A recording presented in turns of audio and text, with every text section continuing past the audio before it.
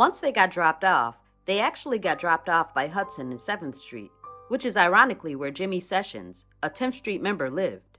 He lived there, so they were familiar with that area. Once they got dropped off, the Zolo boys, who were in a nearby alley that runs parallel to 7th Street, called one of them on the phone and said they were in the alley.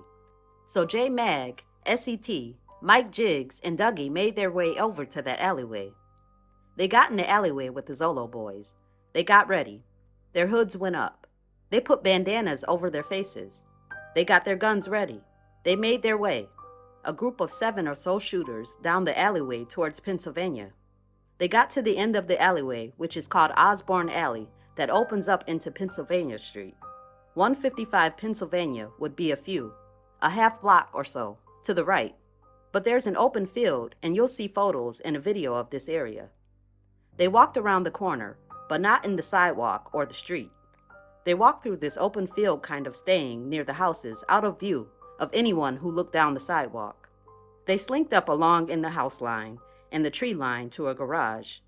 Now there's a garage there that you'll see photos of that is now just 3 buildings down, 3 small city blocks from the front of 155 Pennsylvania. And they lined up alongside that garage and they talked about how they were going to do it. There was debate. Should we go up and pretend to buy weed from them? That got struck down. J Mag went first. He turned the corner, ran right up on the group at 155 Pennsylvania, and started letting off with that 380. He was followed by the others blasting shotguns and .22 caliber rifles. They didn't have a chance. As I mentioned at the beginning, when the dust cleared, Brandon lay dead. Darnell, his house was 149 Pennsylvania Street, just 2 down from 155. He was just out there walking back from the store. He lay dead, bleeding to death. The shooters ran back the way they came up the alleyway, Osborne Alley. One of the Zolo boys stayed back with the car with the doors open and the trunk up, ready for the guns to be thrown in the trunk and for the shooters to flee. The problem was, Ish only dropped his shooters off. So the Zolo boys got into their station wagon and took off before the police were able to get there. That left Dougie, SET, Mike Jiggs, and J Mag to run for themselves. Their guns went into the car. They ran. You'll hear that J Mag and Mike Jiggs ran through the alleyway, cut through a parking lot, and ended up going through the parking lot on Tops on Niagara, seeing the police going by as they were weaving through the shadows. Once they got through the Tops parking lot, Prospect Avenue is right there. Now they're back in the 10th Street turf. Nicholas Luciano, the guy who Jiggs called earlier in the night for his father's shotgun, his house is right there. He had been waiting by his window, waiting for the call to go out. The call for him never came because he had told Jiggs, "I can't get my stepfather's shotgun. It's locked up." He sees J Mag and Jiggs now walking up trying to act cool up in front of his house, and he calls out to them. They dip into his house. Mike Jiggs is all fired up. "Did you see me shooting? Did you see me shooting?" J Mag, "We just went through there." Nico knew what he meant. They just committed the murder. They stayed in Nico's house and talked in low voices because he had some family that were home for a moment, and then they made their way back a few blocks more to the apartment on Carolina and Niagara. So they walked from Nico's house to Carolina and Niagara back to Sam and James's apartment. They got inside the apartment and soon everyone was happy. Nobody got caught. J Mag was there. Mike Jiggs was there. SET and Dougie made it back there. James was in there. Now Damo, who didn't go, but he handed that .44 to Dougie before they left. Damo was there. The Zolo boys came back. They didn't get caught. They dropped off weapons. That's Mike Jiggs because he was a juvenile. J Mag said, "You hold on to the guns because you won't get in trouble." So they brought the guns back. Now 10th Street had their guns back, and they talked about what happened, and J Mag was hopped up, excited, saying it's going to be a 3-day massacre. Nico was in there.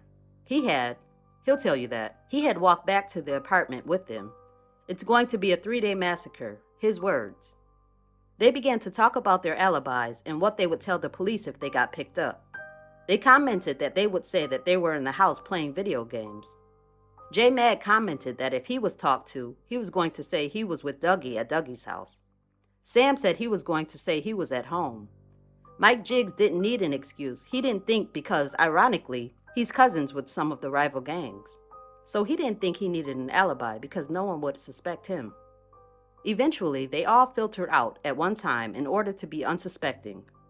They made their way back to the houses, or wherever they went, and the police were at the scene, left with 4 people shot, 2 people mortally wounded. You'll hear that crime scene detective James Maroney, after the scene was photographed and documented by homicide detective Reggie Miner, he started picking up components. Those are the things that are fired from a gun: shotgun-fired components, .22 caliber cases, and 2 .380 auto cases. There were things he couldn't pick up because bullets had been into the house, into the brick, couldn't dig them out, so not everything that was shot could be recovered. He observed the damage to 149 Pennsylvania Street, shotgun damage, damage to 155 Pennsylvania, and all the debris was concentrated in front of those 2 houses. That's where the bulk of the firing happened. So Detective Maroney picked that stuff up. Detective Miner said he documented the area in front of that location, unaware and unsuspecting that the alley a block away is utilized, never made it back down the alley in 2006. Victims were sent to hospitals. Ultimately, the next morning, the medical examiner Diane Vertiz conducted post-mortem examinations of Brandon McDonald and Darnell Young, and she determined that the cause of death for Brandon McDonald was a gunshot wound to the chest that damaged his heart. You'll see the photo of the location of that bullet wound that proves intent, shot through the heart, and the manner of death was homicide. During the course of that post-mortem exam, she removed and handed to Detective Maroney, in the presence of Detective Miner and the Buffalo police photographer Andy Nostrand, a copper round.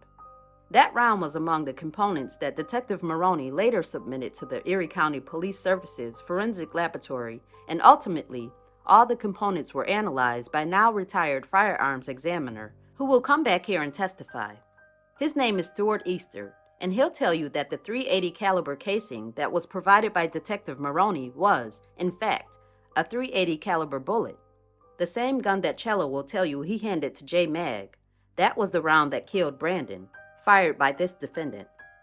Dr. Vertiz, during the post-mortem, then moved over to Darnell Young, conducted the post-mortem examination, documented the damage to his legs and additional damage based on shotgun blast to other parts of his body, including his head and his side, and she determined that the cause of death were gunshot wounds to his legs that severed his femoral artery that caused him to bleed to death. She'll use the term exsanguination. She'll explain that means he bled to death. She removed a piece of lead from Mr. Young.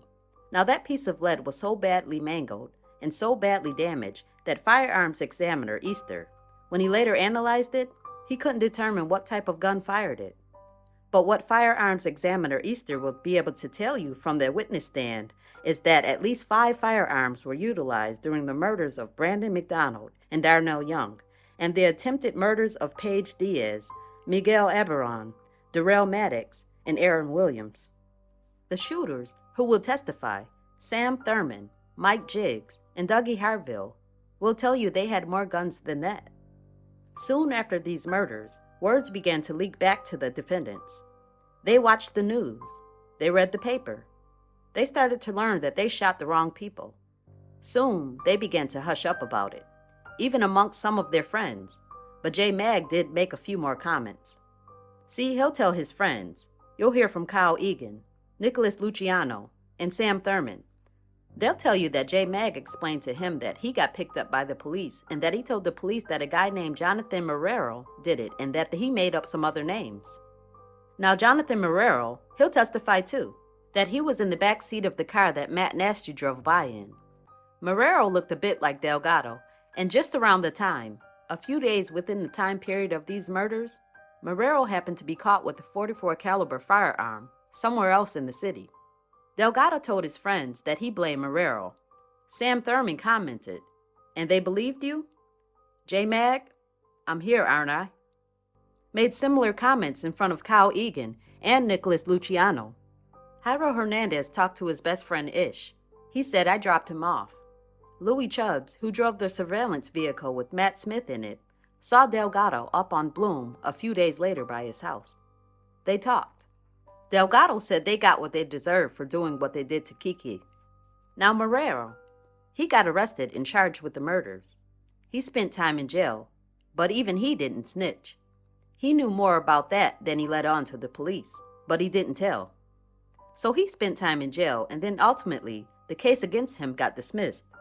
He got out of jail, and he'll explain to you there was one day he was at a bar, and he saw J. Mag, and J. Mag came up to him, and he apologized. He said, "I'm sorry. I had to do what I had to do for Kiki." Proof beyond a reasonable doubt, ladies and gentlemen.